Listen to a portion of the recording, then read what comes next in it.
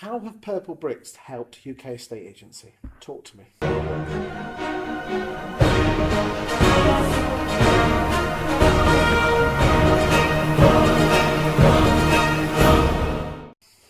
We spoke about it a bit earlier. I truly believe that they've woken people up out of the doldrums in one thing. Online agents absolutely clear in their proposition and giving the public a menu of services.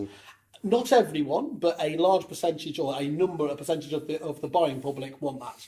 So either ignore them as there and you can rage against that as long as you like, or actually buy into it. The second thing is that once you discount things like the fake review sites and the race to the bottom in terms of fees, online agents have some fantastic technology. Some of it is just about transparency. Some of it is just about being 24/7, seeing everything that's going on there. And what they have forced, now that agents have finally got past that, that's just what the online agents do, they have started to implement it. So almost every CRM system or web company now provides a property portal, a dashboard that you can log in and monitor everything from the marketing of your home to the let of your properties, being able to use systems like Fixflow for reporting, reporting repairs and everything else there. There's no element that can't, so it's up to you really it's up to you to say, how much do you want to do, Mr. Client, and we will meet you halfway. Yeah, go on. So I think they've tore up the rule book when it comes to sort of independent or high street estate agents, that we're sticking to a stringent 9 to 5:30 policy, working everyone in 2 Saturdays. It's all about fitting in with the modern day consumer. They want instant availability, they want instant response, and fitting in with the client schedule, I think, is really important. So not saying a client who is looking to sell is only motivated if they take time off through their working week to have a valuation carried out. We should be fitting in with the consumers too. Do you think estate agents spend too long deriding Purplebricks? Let's be honest, a couple of months ago they had that profits warning and everyone was thinking it's the end of online and the end of Purplebricks. Do you think that's the case? I think it's broke now. I think we've kind of got that, but it used to be, going back without a shadow of a doubt, it would be you'd play kind of Purplebricks bingo as to what point in the conversation it would inevitably arisen, and you might as well write off half an hour. You look at Property Industry Eye and where Purplebricks come in and all the same 400 posts. Boom, boom, boom, boom, boom. Yeah.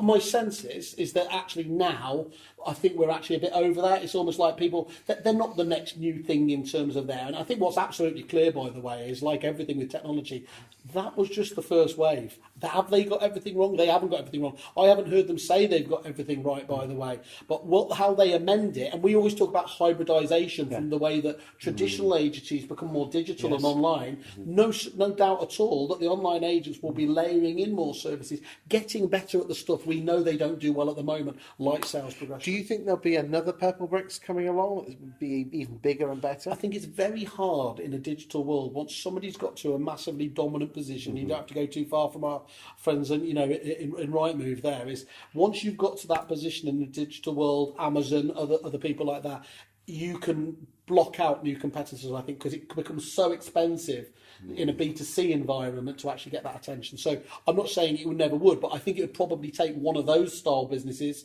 an Airbnb, whoever else it is, to do that, to be able to use the brand effectively to rival them. What else do you think they've done good for estate agency? Going back to the point I made earlier, I think they've given the local or traditional agents a kick in the right direction to change the way that they.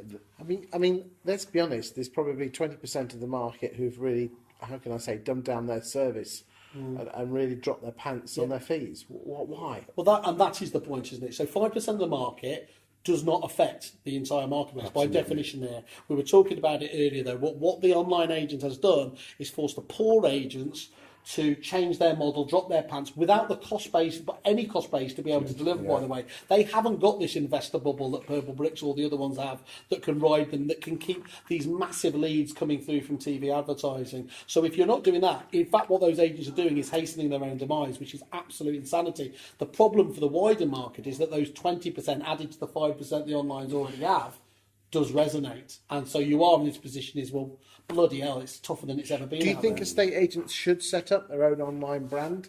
to run alongside. I mean, if you look at the likes of Umove, they kind of have the best of both worlds. I think it's about hybridization is the key.